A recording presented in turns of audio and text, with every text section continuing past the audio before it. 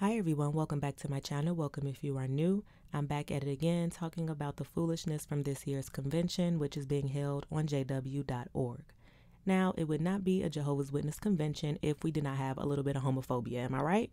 I mean, really, it's the same thing every year. They do all this work to present the conventions with different themes to make Jehovah's Witnesses feel like they're getting something new out of it, or it's, some new information, but it's really the same thing every year. Go out and field service more, study harder, don't have sex, don't watch porn, and don't be gay. Oh, and the end is right around the corner. That's every convention every year. They just slap a new theme on it to try to rebrand it to make it seem like it's something new and fresh when it's the same regurgitated nonsense. Oh, this year is no different. We've got a talk that we're going to look at by David Schaefer, and then we get some dramatizations with some really bad acting per usual. So I have a lot to say, so let's just get into it. Now, like Noah and Abraham, we live in a wicked and violent world where we are exposed to a spirit of disobedience. Satan wants us to become part of this world by adopting its unrighteous standards. In the world, sexual immorality is practiced without shame. Homosexuals flaunt their conduct. So I've already got to stop because this really irritates me. It irritates me when Jehovah's Witnesses do it, or any religious people for that matter, but when people accuse gay people of flaunting their lifestyle. Now, usually what they mean by flaunting is simply just living, just existing in public, being on television, having representation. They want people to be ashamed so bad. They want gay people to be hiding. They want them to be out of sight, just disgusted with themselves and just hiding from the rest of the world. And when they don't, when they go out and they just live as themselves, they get accused of flaunting. Like, they don't have to be ashamed. Two consenting adults don't have to be ashamed about anything they do. Just because you take issue with it is not their problem. So yeah, this is how we're starting off, because that already irritated me. But Jehovah tells us that homosexual acts are unrighteous. According to the Creator, homosexual acts constitute disgraceful, obscene error. Still, we do not hate individuals who practice unrighteousness, nor do we judge them. On the contrary, we share the good news with them. We remember that we were all born with the same infirmities and have the same sinful tendencies, but we also have the same inherent spiritual need. And thus we recognize that others can have the same peace, the same privileges, and the same prospects we enjoy if they pay attention to Jehovah. So after all this talk about gay people being disgusting, displeasing to Jehovah, sinful, then he turns around and says, well, we don't hate gay people, nor do we judge them. Telling someone that because of who they are, they're worthy of death at Armageddon, or that God is looking unfavorably upon them, I think that quite literally is judging someone. I mean, that's probably the most accurate portrayal of judging someone that I could even think of. They try to do this because they want to appear tolerant, even though it's like quite clear that they're not. I mean, words mean things, okay? Like, you can say that you don't judge and you don't hate, but your literature and your actions and the words you literally just said before that prove otherwise. So yeah, you can try to seem like, you're not a hateful group, or that, you're loving and accepting of everyone, but the evidence shows that that is a lie. If you go on the Watchtower Online Library and you just type in homosexuality in the search bar, you will find so many hateful articles. Here's one from the Watchtower 1970. Just this one paragraph here. It says, yes, even if homosexuality be legalized, even if it becomes ever so popular, even if the whole world becomes like Sodom and Gomorrah, yet for Christians, the truth of God's word still stands. Homosexuality is something detestable, both to Jehovah God and moral man. Now remember, David just told us that they don't judge and they don't hate. But like, imagine somebody coming up to you being like, you know what, I feel like everything about you is just detestable, abhorrent, wicked, sick, it's sinful, you're disgusting, but I'm not judging you though. Like, I'm not judging you and I don't hate you. Like, those two sentences cannot exist together, okay? If you think someone is detestable, worthy of death, and disgusting, you are judging. and you are hateful, okay? So let's just clear that up, all right? So now we get a visual aid of how a Jehovah's Witness is supposed to take a stand against homosexuality and, not even support it.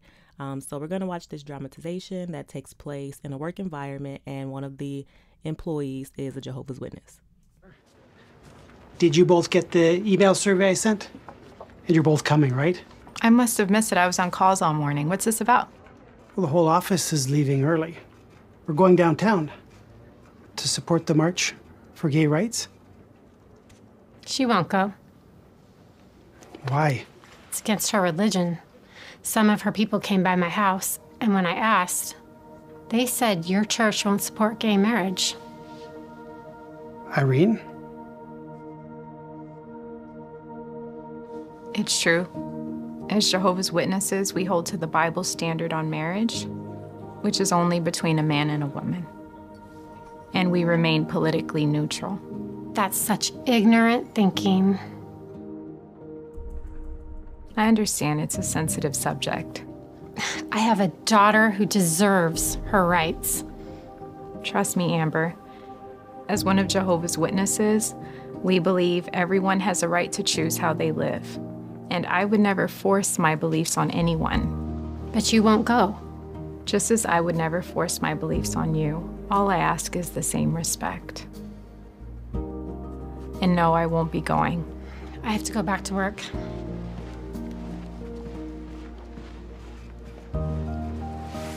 Look, obviously, Irene, I don't agree with your perspective.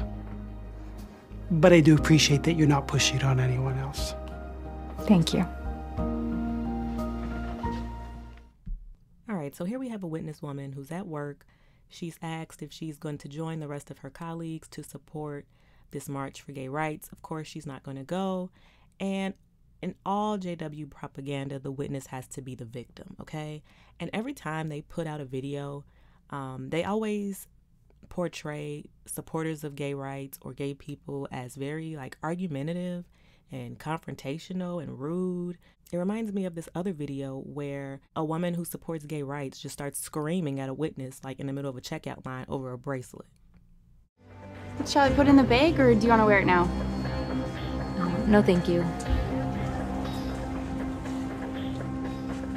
What's wrong, honey? You got something against them? Well, no, I don't have anything against him personally. So what's the problem? I respect that they have a right to choose their lifestyle, but as a Bible reader, Excuse me! I'm a Bible reader too. I go to church, and our church is one of the biggest supporters for this marathon. So what are you trying to say? Now, I won't say that this would never happen, but Watchtower puts out these videos as if this is a common occurrence where everywhere you go, there's people fighting for gay rights and they'll just scream at you. Then there's this other video from one of their dramas, Remember the Wife of Lot. Parents must be really proud of you. Well, my moms are both really proud of me. I was raised by two wonderful women, life partners. My assistant Marty, I recently found out that he's gay. Say that like there's something wrong with it. Do you have a problem? So yeah, this is a common theme. Even though it's the witnesses who are pushing out this hateful rhetoric, in all their videos, they make themselves the victim. They're the ones being attacked. They're the ones being yelled at.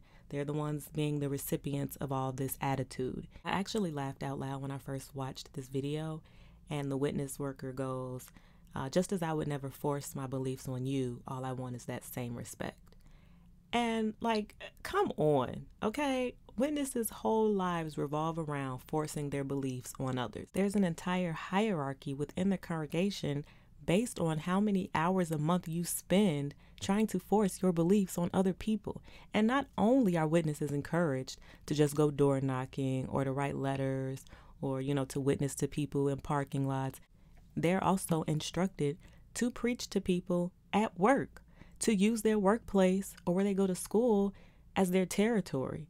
So what do you mean, just as I would never force my beliefs on you? That's literally what your whole religion is about, is forcing your beliefs on others. I remember when they would tell witnesses to maybe leave magazines on their desk at work to try to start a conversation. I mean, seriously, you can find kingdom ministries where, you know what, I'm going to find one. Please hold. Okay, I found one, and this is an old one. This is from 1990, but I mean, the point still stands. The title of this is Share Spiritual Riches with Others, and it says, can you find appropriate times to witness at your place of work? One sister laid several magazines on her desk so that fellow employees could see them as they passed by. Before the morning was over, all the witnesses were placed. Quite a number of co-workers showed genuine interest, and she was able to place 18 subscriptions. Okay, you know this is old because they're talking about subscriptions, but still. They instruct their members to do this. So this whole idea of not forcing their beliefs on others is just an outright lie, just a complete lie. But let's move on. The next dramatization takes place at a school, so we can see how a young person is expected to handle this topic at school when the discussion of, gay rights and things like that come up. You were noticeably silent during our discussion today, Olivia. I was. I guess I just didn't have much to say. Aren't you concerned about gay rights? Well, it seems like a political issue, and I stay neutral when it comes to political stuff. But it's not a political issue. This is a human rights issue. Hey, Mr. Dallas, she's like crazy religious. Hey, there's nothing wrong with that. No, you don't understand. Jehovah's Witnesses hate everybody that isn't straight. That's not true. We don't hate anyone. I've spoken with your people before. They seem big on equality. We are. The Bible says God isn't partial, so we believe that everyone should be treated fairly. Hold on. Again, another just outright lie. If everybody is treated equally, Watchtower, why can't women give talks? Why can't women have any positions of leadership? Why, when a woman is conducting a Bible study in the presence of a man, does she have to wear a head covering? This does not sound like equality to me. Just saying. Good. So, I assume you have gay members in your church? No, we don't. Hold on again. This is one of those examples where they subtly show witnesses how to lie to outsiders, because this is an outright lie, okay? First of all, yes, there are definitely gay people who are Jehovah's Witnesses. Without even sitting down and like really thinking it through, just like off the top of my head, I know at least 4. Thankfully, out of those 4, 3 of them no longer go to the hall, but there is one that is still in and was just not acting on it, okay? Just because someone isn't acting on their desires doesn't mean that they're not gay. They even talk about this in their literature. Again, y'all know I'm going to always have receipts because they just be lying, and y'all not going to lie on my watch. So here's a 2022 Watchtower article where it talks about fighting fleshly weakness. It says, even after you get baptized, you will need to continue to fight fleshly desires. Note the experience of a man named Mauricio. While young, he started living a homosexual lifestyle. Eventually, he met Jehovah's people and began studying the Bible. After making changes in his life, he got baptized in 2002. Even though he has now served Jehovah for many years, Mauricio says, I must admit that I have had to fight improper desires at times. He does not let this discourage him. Instead, he says, I take courage in knowing that by choosing not to act on those desires, I can be pleasing to Jehovah. The truthful answer to the question that this teacher has asked would have been, yes, there are gay Jehovah's Witnesses. However, they cannot act on their desires as long as they want to remain a Jehovah's Witness, because we believe that if they do act on those desires, A, they're going to be shunned from the congregation and they'll never be able to talk to their friends or family again. B, we're taught that anyone who acts on those desires will get killed in Armageddon. Oh, and by the way, you're going to get killed too, Mr. Teacher, because you're not a Jehovah's Witness, okay? At best, she's lying by omission, and at worst, she's just outright lying, because there definitely are gay witnesses who just don't act on their desires, they stay single, and they believe that they'll be, quote-unquote, cured in the new system. What a depressing way to live. And then on top of that, you have to sit in the hall and sit at conventions and listen to talks like these where you're basically always told that you're detestable, you're disgusting, you have to constantly suppress who you are. I mean, it just really sounds like an awful, awful way to live.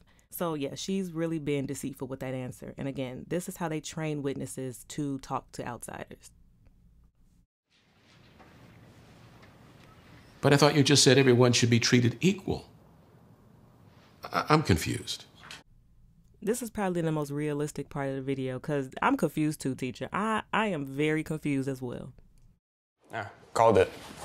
Jordan, don't you have a class to get to?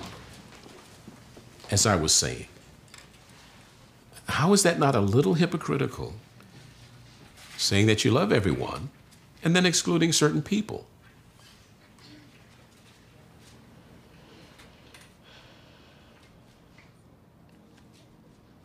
Honestly, Mr. Dallas, I've wondered the same thing. Okay. And?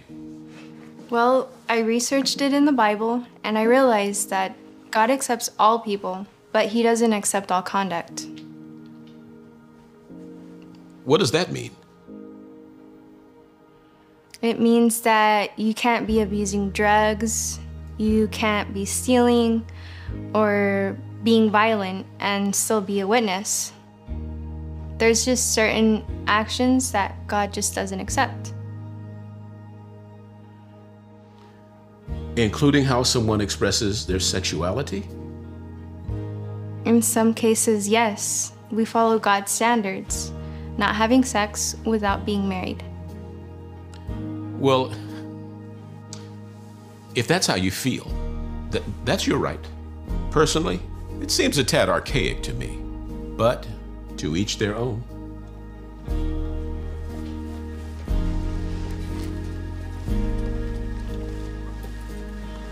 Hey.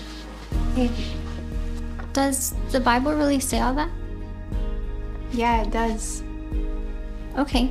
Maybe you could show me sometime. Yeah, for sure. Awesome. So here we have the typical comparing being gay to things like stealing, violence, and doing drugs. Again, I just don't even understand how you could put those things in the same category when we're talking about two people loving each other, not hurting anyone, two consenting adults who are attracted to each other, you know, whatever the case is. How can you compare that to violence or to stealing?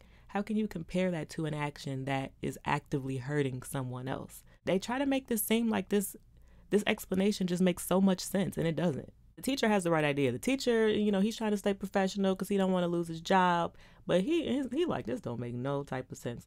Like, he knows this makes no sense. He knows this is completely outdated, but he's just letting her rock because he's just trying to keep his job. So yeah, in Jehovah's Witness land, a student will overhear this exchange between the witness and the teacher, and yeah, she would actually be interested to hear more. Doubt it. In 2022, doubt it, okay? But again, this is reinforcing what I was just saying, how they encourage witnesses to preach at school and at work, because now it's like, oh, she made her school her territory. She stuck up for her beliefs and a classmate overheard it, and now the classmate is interested. So now she can start a study at school. Aren't these the same people who just said in the other video they don't force their beliefs on people? I mean, y'all got to pick a side for real. Like, this whole talking out of both sides of y'all mouth thing, it's just getting old. But that's all I have to say about this talk in particular. I believe the last time I checked the website, the Saturday videos are up now, so I'm going to see what those are talking about. Thank you all so much for listening. Please like, comment, and subscribe, and I will see you all in my next video.